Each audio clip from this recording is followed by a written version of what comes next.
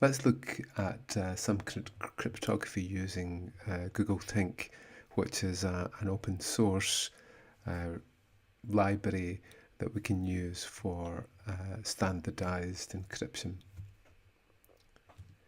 And so the problem that we have with cryptography is that there is poor standards across the board. Sort of many hacks involve unpatched systems or weak code.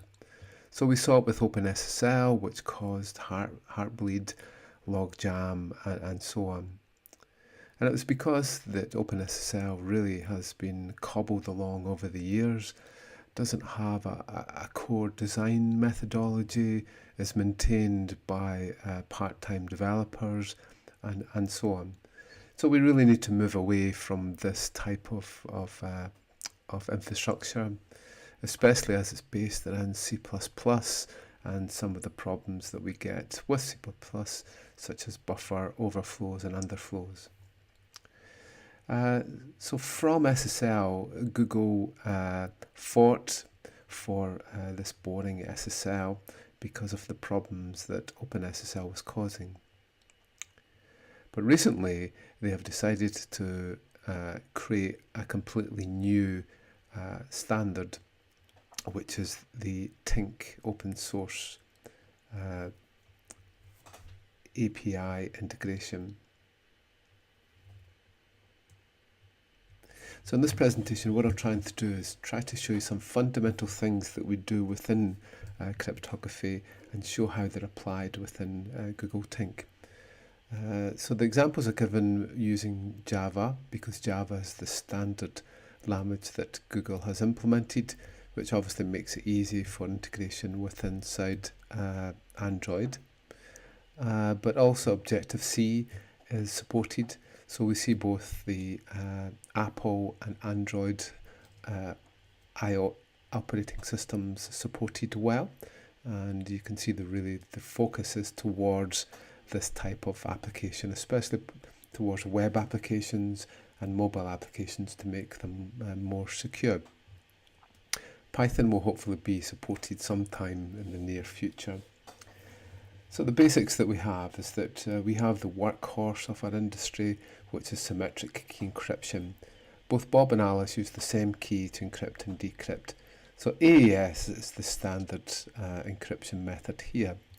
And typically what we do is we convert our block ciphers into stream ciphers, but we'll have a look at that in a little minute. Along with this, we can have MACs, which are message authentication codes. And with this, what we do is that Bob and Alice agree on a signing key, possibly at the start of a conversation, and then each of the messages that's sent, we have a MAC code to identify that it's still Bob or it's still Alice that's part of the conversation. Another core part of what we look to do is to be able to sign things. So this might be for Bob's identity. So Bob can sign with his private key, and then Alice can prove his identity using his public key. We can also sign messages that were sent by Bob, so that we can prove that it was Bob who sent the message, and also that Eve hasn't tampered with any part of the message. So this is the core elements of what we have within cryptography. So we're going to have a look at the Java code for each of them to see how it actually works. So first we'll look at symmetric key encryption, also called secret key encryption, and Bob and Alice need to agree on a secret key. So it could be a long-term key that they use, or it could be for every session. So this is how it works, in that we have some plain text here. Bob wants to send this to Alice, so they agree on a shared key. So a typical method these days that's used is to create a key exchange method, and they will end up with the same shared key. No one in between can actually determine what that key is. Another method that we might use is to encrypt this key. Bob creates it, encrypt it with Alice's public key. he sends it to her, and she decrypts with her private key.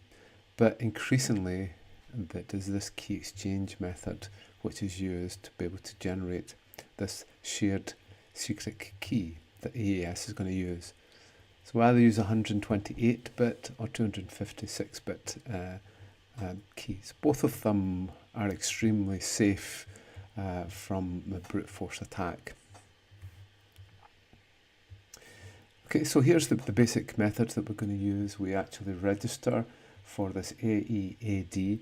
So the AEAD are properties that allow for authenticated messages, secure and authenticated messages to be passed.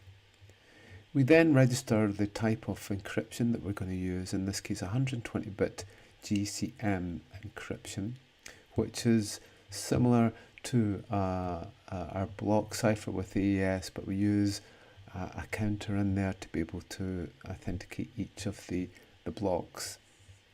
It basically converts it into a bitwise stream. We then generate the key here.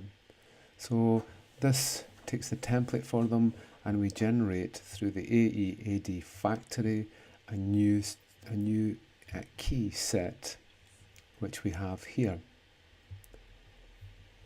In this case, we have a message Napier, and we'll have a shared secret, which will generate the key as QWERTY123.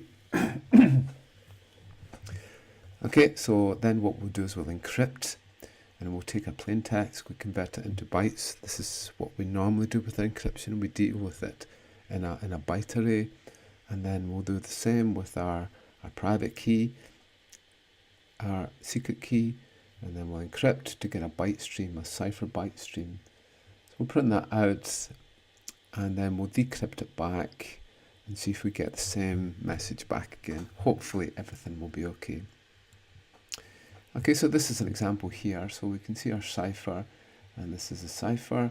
I've converted this into base 64 so that you can, it's easy to see and translate, and also into a hex string here. And then when we decrypt, then we get the result back again. So what does the key actually look like? Well, it's in a JSON format, or we can print a JSON format. In this case, this is the format of the keys that we're using as a type. You can see it's symmetric keys, and this is the actual base 64 of our shared key here. Each key is given its own ID, and it can be enabled and disabled if we trust it or not. So let's actually have a look at our code here and see how this works. Okay, so the code should be contained on an associated page if you want to have a look. Okay, so we can select various methods. So we'll just pick the GCM method here, 128-bit. We're taking a message of hello and a password of QWERTY, and it should take a few seconds to run this. And we see it comes back. There's a cipher, and luckily it's decrypted the value there. Okay, and this is the key that we're actually using here in this case. We can try it some other ones. So this is AES 120-bit EAX, and this one is CTR, which is a counter method, and the counter method allows us to be able to add a counter into the encrypted stream. Okay, so there it's in there. You can see that we now have a different key here because we now have extra parameters. Okay, the basic details of this AEAD is given in this RFC here if you're interested, but this is the code that we're using here. Basically we just select encryption that we're using, set up our keys, encrypt method, and then the decrypt here. And here we're just outputting our keys in a JSON format. Obviously you wouldn't publicize these, but we're just generating keys for demonstration here. Okay, so that's the symmetric key encryption method. Now let's look at signing a message. So in this case, what will happen is that Bob will, Alice and Bob will agree on a signing key in some way, maybe at the start of a conversation, or it could be a long-term key, and then every message that's sent, Bob will calculate a MAC code that will go along with the message. When it's received, Alice looks at the MAC code, takes the message, takes the shared key that she has, and then recalculates the MAC code. If the MAC codes are the same, then she knows that it's still Bob that's communicating with her.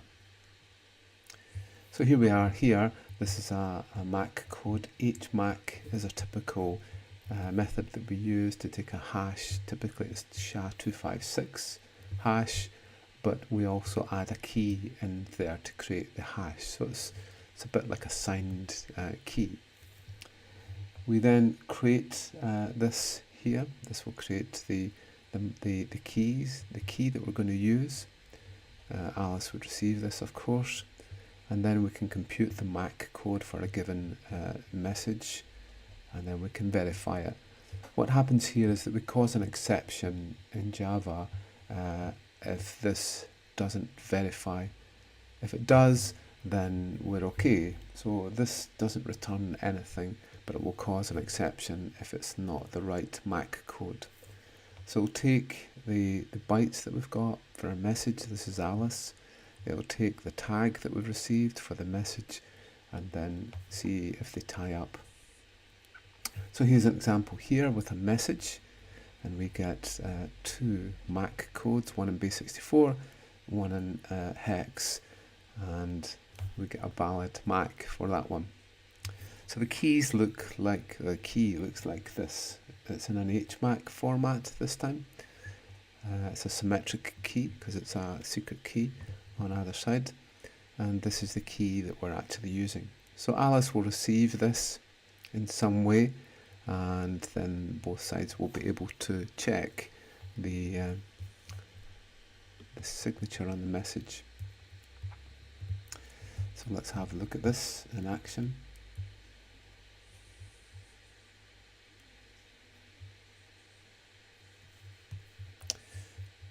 Okay, so we'll just take our message and we'll see what we get.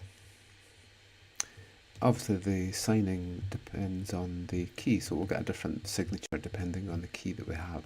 So here's the two signatures that we get, and luckily we get a valid MAC in there. If one bit had a change in the message or in the signature, we wouldn't be able to tie up.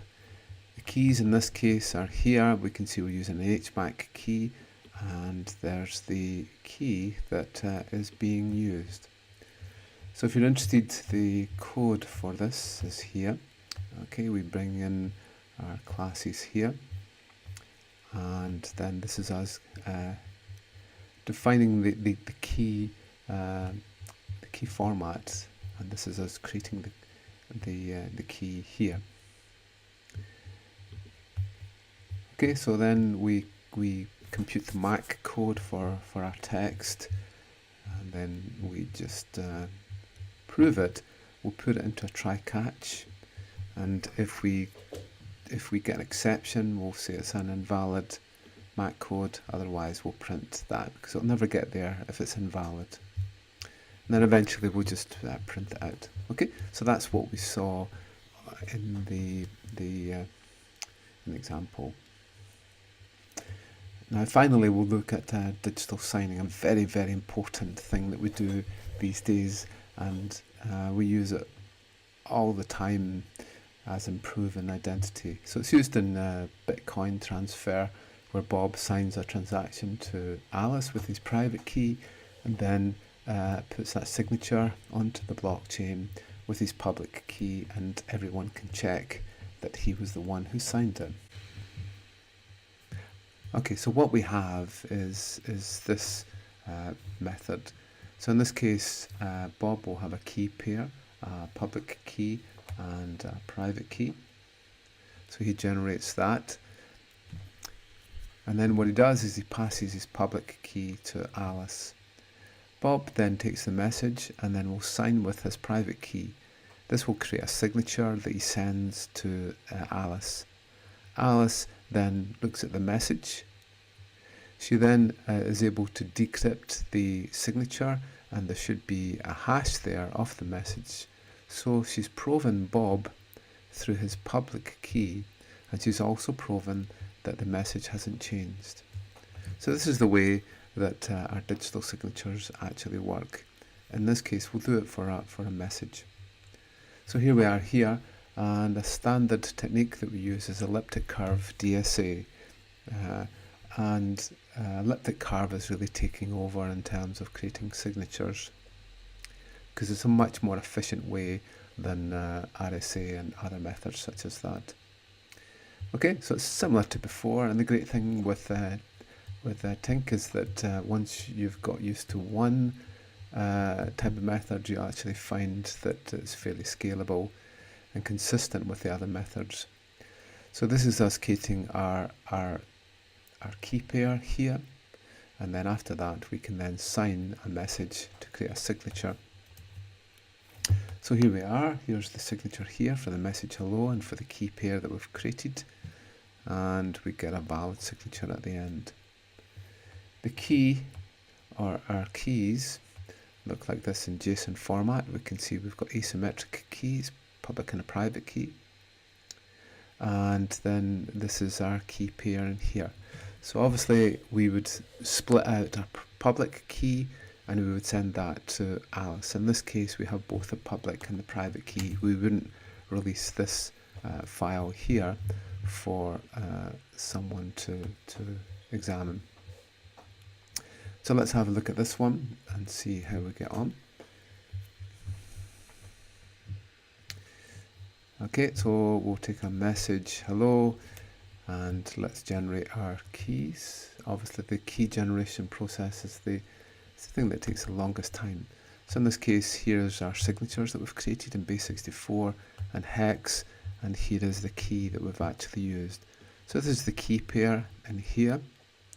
As I said, we'd split off the public key and export that and send that to Alice. It's an asymmetric key and it's elliptic curve DSA that we're using. Okay, so if you're interested, the code is here that we've used, but it's just as we've outlined. This creates our keys here, creates our signer object, and then we can then use that to sign some bytes, take that signature, print it out as base64 and hex, and then we can then look to see if we can verify it with the verify method that we have here. Okay, so this is our way of getting the public key off the key pair. So it then becomes a verifier. So this would be the code that Alice would run. Alice would get the public key from Bob and then check the signature. If it was correct, then it's valid. If it creates an exception, then it's not valid. Okay, so that's been an overview of Google Tink and how it deals with cryptography. So hopefully you've learned something about the three core methods here and how we might use Google Tink for our systems. As I said, it's built with Java, C++ and Objective-C just now, so you can really see that it's perfect for mobile type applications and also for web applications. Okay, thank you.